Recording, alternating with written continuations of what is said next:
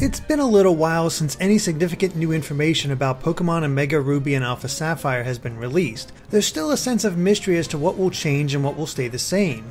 And though we're not any closer to that answer, Nintendo has released a new Japanese trailer giving an overview of all the game's features. There's not much new stuff in there and none of it is exactly mind-blowing, but we thought we'd let the old analysis machine give it a look over just to see if there are any secrets and hidden details to be found.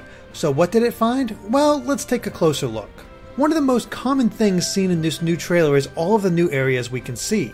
They're not brand new of course, but it is our first look at places like Pacific Log Town and the Desert Ruins. We even get expanded scenes like the meeting with Maxie in Slateport City's Oceanic Museum, or the encounter with Archie at Meteor Falls. We doubt that the plot involving the two teams will change much, but the presentation is definitely getting an upgrade. We do have to admit that seeing all the lines on Maxie's face can make him seem a bit freaky though. Continuing on, we get a brief look at Mount Pyre as well as Moss Deep City. Then there's Sootopolis City both in front of the gym and inside it, showing a bit of its new puzzles. Along with those, we get to see the new Team Aqua submarine in action, this time redesigned to look like a Sharpedo. Even though we doubt it's intentional, it is a bit of a nod to Team Rocket's Magikarp sub from the anime. Then there's this new path that we think could lead to the members of the Elite Four, specifically Sid, since the things falling from the sky look very similar to the ones that can be seen during the battle with Sid's Shift Tree. But the last new area is potentially the biggest, as we can see the trainer using the acro bike to perform some bunny hops. And the area he's doing this in looks a lot like a remade Safari Zone based on the nearby rails. It would be the first indication that the feature is indeed returning for Omega Ruby and Alpha Sapphire. And along those lines, it is an intriguing thought that we have yet to see any of the locations introduced in Emerald, such as the Battle Frontier. Maybe that will be a surprise when the game comes out, but we'd certainly like to see many of the post-game ideas introduced in Emerald carried over to these remakes.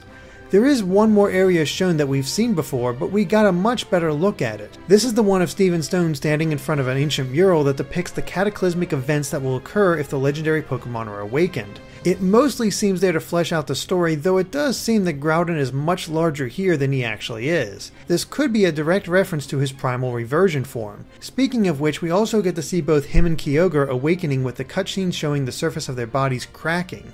Could this be part of Primal Reversion?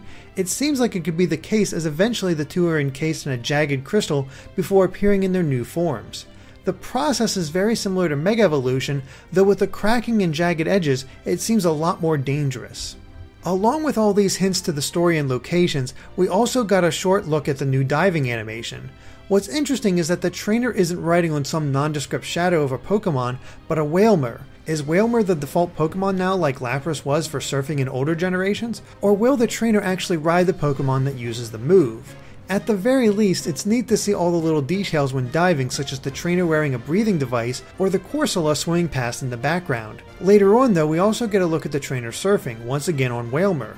This still doesn't answer our question, but it would be interesting to see them take that extra step. Then there's perhaps the strangest scene in the entire trailer. The trainer is actually sneaking through the tall grass in order to presumably grab a Pikachu.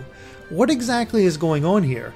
We're not sure which route this is precisely, but we suspect it's either on Route 119 near the Weather Institute, or maybe Route 120. If it is 119, could this be an event related to the Weather Institute? Or maybe it has some kind of connection to a new Steven Stone encounter. Or maybe it's just as simple as another Pikachu-specific feature. We really don't know. At the very least, Omega Ruby and Alpha Sapphire seem to be sticking pretty closely to the originals while still updating features, visuals, and the story. Even the opening cutscene seems to be reminiscent of the original games. We're curious how the final game will turn out, but if we missed anything, be sure to let us know in the comments. If you liked this video, be sure to like us on Facebook or follow us on Twitter at GameXplain to keep up with everything we do. Thanks for watching, and make sure to stay tuned to GameXplain for more on Pokemon and other things gaming too.